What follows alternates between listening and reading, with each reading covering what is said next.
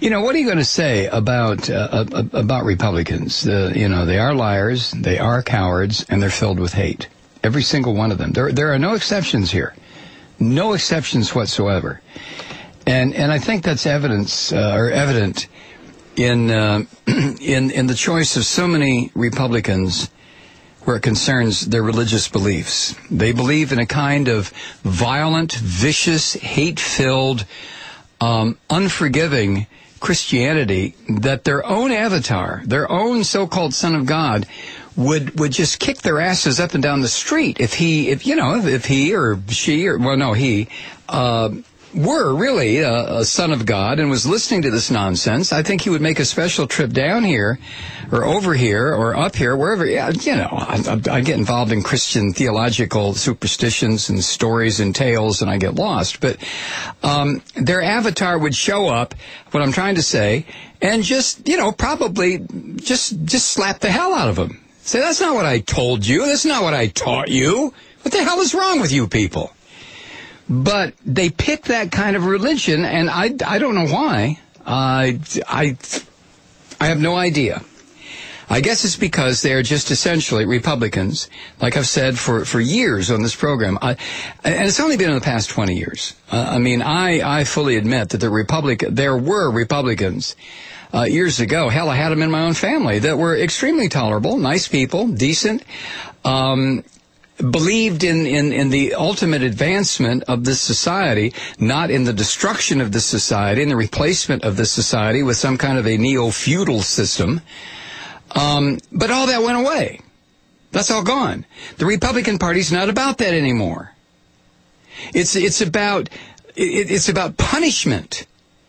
If you're poor, if you're a union member, if you are middle class or working class, if you are gay, if you are Jewish, if you are Muslim, if you are anything, if you're a woman, anything other than a hard-ass, right-wing, Jesus-believing, white male, fundamental Republican, you're crap to these people. You're just crap.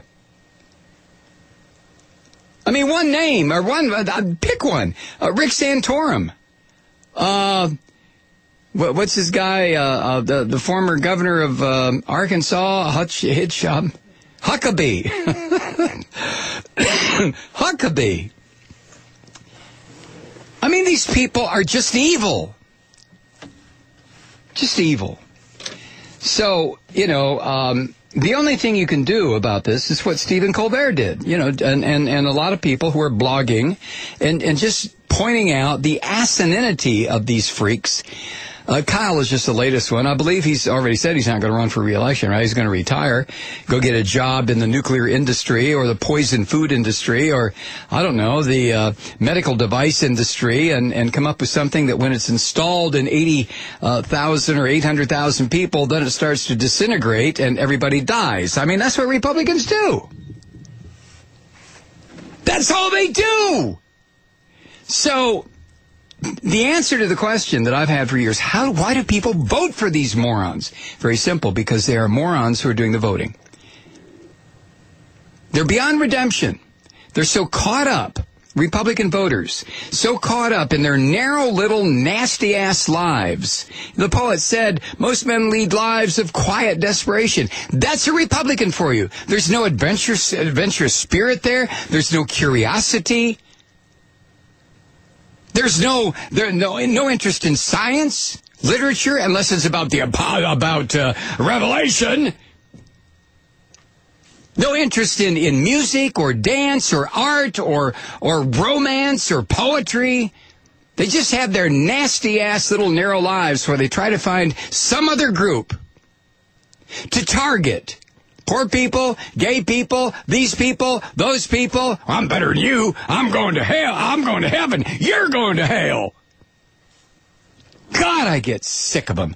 They're racist. They hold on to their ignorance and their stupidity the way normal people hold on to a lover. It's just astonishing. John Kyle? He's only the latest example of this. There'll be more. Because Republicans, conservatives, they cannot escape this curse that they've put on themselves. They can't get away from it. They are doomed.